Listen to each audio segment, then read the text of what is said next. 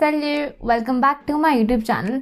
तो अब अप्रैल ऑलरेडी आ चुका है और काफ़ी लोगों में एंजाइटी बढ़ती जा रही है that we are having our exams in May June और डिप्लोमा का एग्ज़ाम है, सर्टिफिकेशन भी नहीं है, हाई लेवल हो चुका है और हमें नॉलेज प्रॉपर नहीं है कि हमें क्या करना चाहिए। And I got to know that a lot of people are struggling with the exam pattern कि भाई हम पढ़ें क्या, हम ग्रामर करें, हम रिटन करें, हम रीडिंग करें कि हम लिसनिंग करें।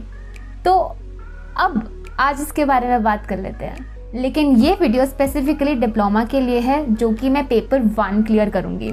तो जो एग्ज़ाम पैटर्न होता है डिप्लोमा के लिए वो 3 पेपर्स में होता है। Paper 1 is known as grammar and written comprehension. Paper 2 is known as written expression and civilization. Paper 3 is known as viva or I can also call this an oral exam, a speaking exam. In papers में आपका listening exam नहीं होता है, तो आपको कोई चिंता करने की ज़रूरत नहीं है कि हो मैंने तो लिसनिंग करी ही नहीं आज तक, कभी मुझे समझ ही नहीं आता वो बोलते क्या है। फाइन, इट्स ओके, मतलब लिसनिंग एग्जाम नहीं है तो you do not need to worry about it. और ये जो 3 पेपर्स मैंने मेंशन करे हैं, पेपर 1, 2 एंड 3, 100 मार्क्स ईच हैं। दैट मीन्स जब भी आपका टोटल स्कोर आएगा वो 300 आउट ऑफ 300 आने वाला है। अब बात कर लेते हैं पेपर 1 की इन डिटेल। तो paper 1 is grammar and written comprehension. तो काफ़ी लोग मुझसे ये भी पूछ रहे थे कि मैम आपको क्या लगता है पीछे से शुरू करें कि आगे से शुरू करें पेपर। मैं कहूँगी जहाँ भी ग्रामर का आपका सेक्शन है वहाँ से शुरू करो। इसका भी एक रीज़न है, क्योंकि मुझे ऐसा लगता है जब मैंने भी अपना एग्ज़ाम दिया था कि अगर मैं शुरू से करती ना रिटन कॉम्प्रिहेंशन से तो मेरा सारा टाइम रिटन कॉम्प्रिहेंशन में लग जाता। और जो स्कोरिंग पार्ट है ग्रामर, उसमें क्या होता है कुछ वर्ड्स याद रखने होते हैं, अच्छा इसके साथ मैस्कुलिन है ये लगा देते हैं, फेमिनिन है ये लगा देते हैं, तो it becomes very easy for you to crack the grammar as compare to the reading part, right.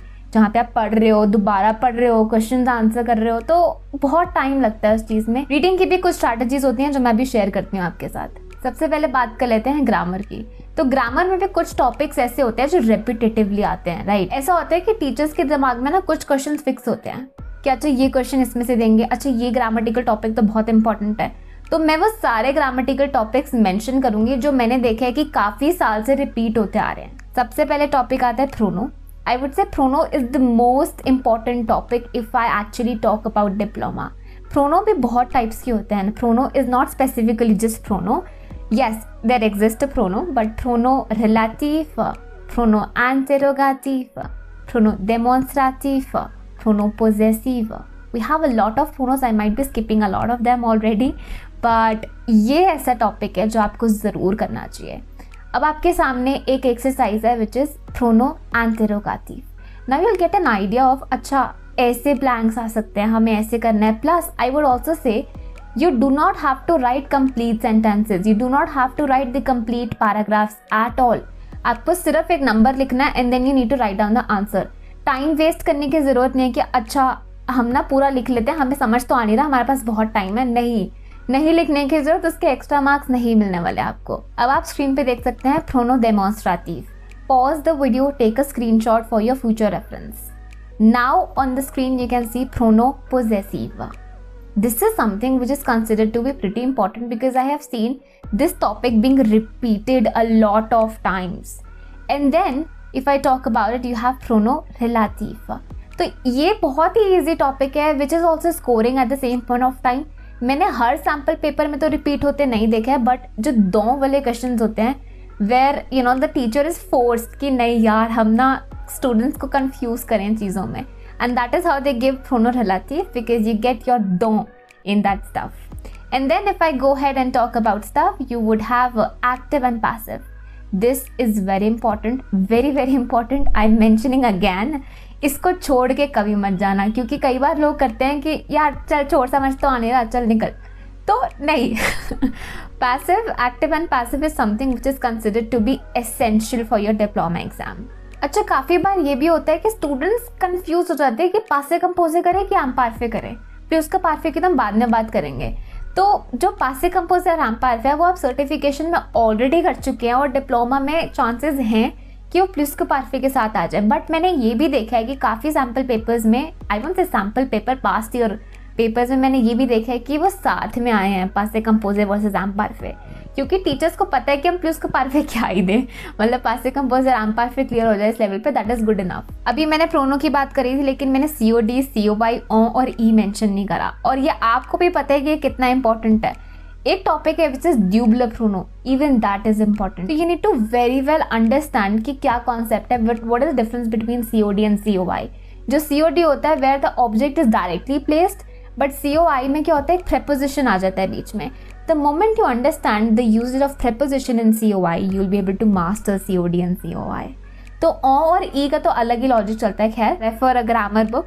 Now we come on to cause and consequence. This is also, मैं सभी इंपॉर्टेंट कह रही हूँ है, बट आप अगर आप लातीट्यूड द देखेंगे अपनी बुक, आपको दिखेगा बहुत सारी चीज़ें हैं, बट मैंने सारी आपके सामने रख दी हैं कि अच्छा ये चीज़ें इंपॉर्टेंट हैं, ये shouldn't you know miss on it. तो कॉज एंड कॉन्सिक्वेंसेस के साथ सब्जॉन्टिव, एंडिकाटिव, ये भी बहुत इंपॉर्टेंट है। सभी इंपॉर्टेंट है। सभी इम्पोर्टेंट है। अब सब्जॉन्टिव हमने ऑलरेडी करा हुआ है सर्टिफिकेशन में, उसकी फॉर्मेशन हमें आती है। काफ़ी सारी एक्सेप्शन है सब्जॉन्टिव की, टू बी ऑनेस्ट, और सारी करने की ज़रूरत नहीं है। आप सिर्फ ये देखो कि रेपिटेटिव क्या है। तो सब्जॉन्टिव और एंडिकाटिव में क्या होता है, कई बार ना चीट शीट्स भी आप बना सकते हो।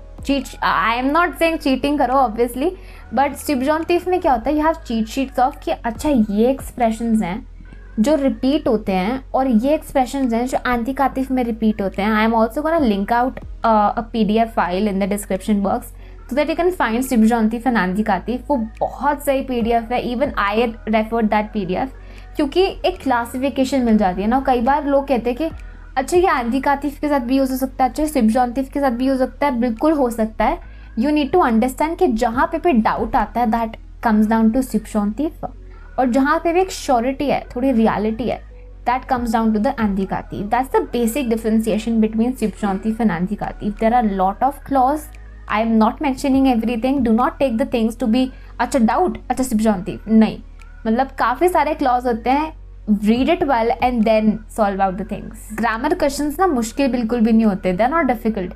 Students कई बार कहते हैं हाय हाय इतना difficult, अरे टफ नहीं है ये। ग्रामर से बिल्कुल भी घबराने की जरूरत नहीं है। कई बार लोग कहते हैं हाय ये क्या है, मैस्कुलिन फेमिनिन हर चीज़ में, अरे क्यों हिंदी में नहीं है क्या? फॉर एग्जाम्पल मैं एक एग्जाम्पल देती हूँ, ये किताब यहाँ पड़ी है, ठीक है, किताब फेमिनिन है। ये छाता वहाँ पड़ा है, छाता मैस्कुलिन है, क्यों भाई? मतलब कोई रीज़न तो होना चाहिए ना। लेकिन मैं तब भी कहूँगी फ्रेंच में एक रीज़न है कि ठीक है, जो यूजुअली ई और ION से एंड होते हैं वो फेमिनिन होते हैं, बाकी को आप मैस्कुलिन कंसिडर कर सकते हैं। एक्सेप्शन ज़रूर हैं, बट एक थोड़ा सा लॉजिक तो है।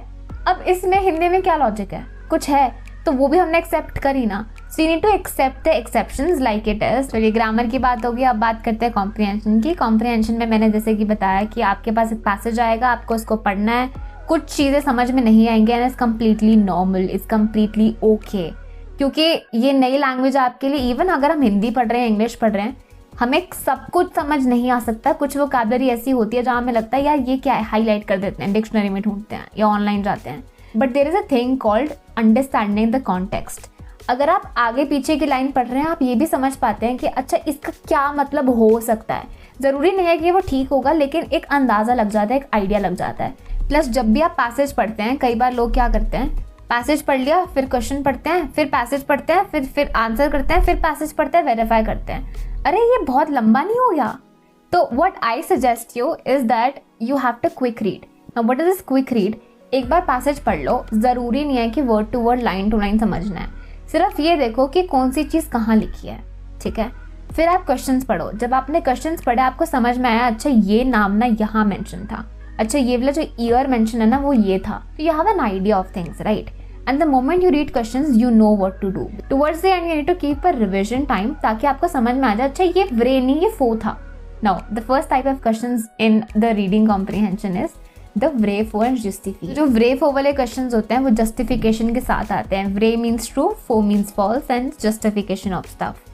तो व्रे में you read a question, you are like okay अच्छा ये true है, and you write down true and you justify by not using your own words at all।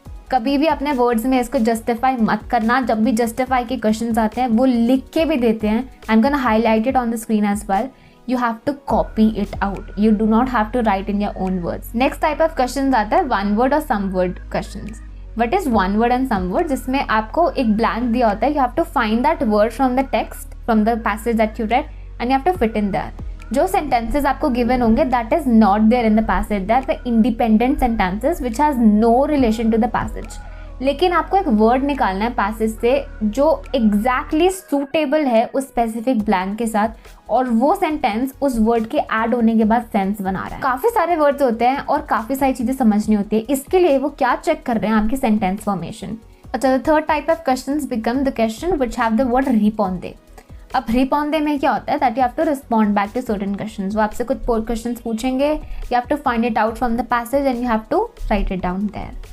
हाँ, इसको अपने ओन वर्ड्स में you can probably write it down, but do not be over smart, exaggerate a lot of stuff. जितना पूछा है उतना लिखो, extra मत लिखो. एक्स्ट्रा के कोई मार्क्स नहीं मिलते, उल्टा टीचर को ये लगता है कि यार इसको समझ नहीं आया, से तभी एक्स्ट्रा लिख दिया. नेक्स्ट टाइप ऑफ क्वेश्चन आता है विच इज एक्सप्लिके. जब भी आपको आता है एक्सप्लिके and you have some phrase, right, उसमें क्या होता है आपको अपने वर्ड्स में तो जरूर लिखना है, but what is the difference between रिस्पोंडे एंड एक्सप्लिके. रिस्पोंडे में you have the things in the passage. एक्सप्लिके में they want to know what you thought of this phrase. चलिए आपको एक ग्रामर बोनस टिप दे देती हूँ. मैं ये ग्रामर बोनस टिप क्यों दे रही हूँ मैं ये भी स्पेसिफाई कर देती हूँ. मुझे ये लगता है ग्रामर ना फाउंडेशन है, एक नींव है आपकी लैंग्वेज की. क्यों? क्योंकि अगर आपकी ग्रामर अच्छी है ना, आपकी रीडिंग भी अच्छी है. अगर आपकी ग्रामर अच्छी है तो आपकी राइटिंग भी अच्छी है. स्पेसिफाई करती हूँ क्यों, ध्यान से सुनना. तो जब आप वोकैबुलरी पे वर्क कर रहे हो, अपने ट्रांसलेशन पे वर्क कर रहे हो, that means you are indirectly working towards your reading. If you're working on the sentence formation, that means you're indirectly working towards your writing. That means grammar is this important that you need to do it. You need to practice grammar well. So आपकी book में which is latitude the, you would have a column if you go towards the first pages of the book जहाँ पे सारे table contents वगैरह लिखे होते हैं. You'll find out there's a column which is savoir linguistique. उसमें सारे grammatical आपके topics लिखे हुए हैं. That means you need to understand कि ये सारी चीज़ें सिलेबस में है, which is the shortcut of you finding out everything. अलग अलग पेज पे जाने की जरूरत नहीं है. जो लास्ट वाले पेजेस हैं उनको कभी भी इग्नोर नहीं करना, बिकॉज लोगों को ये लगता है अच्छा यूनिट दूस खत्म, अच्छा बुक खत्म. अरे नहीं, लास्ट में तो मेन चीज़ें हैं. और अगर आपको लास्ट पेजेस देख के कुंजी याद आ जाए ना, तो इस यूट्यूब चैनल को ज़रूर सब्सक्राइब करना है, इस पर लाइक करना है, इस पर कॉमेंट करना है, अपने सजेशन डालना है कि आप कौन सी वीडियो देखना चाहते हैं. प्लस जो फ्रेंड्स लटके हुए हैं ना पास होने के चक्कर में, उनके साथ शेयर भी करना है इस वीडियो को. चलिए मिलते हैं नेक्स्ट वीडियो में. टिल देन मेर्सी, ए तो रवा.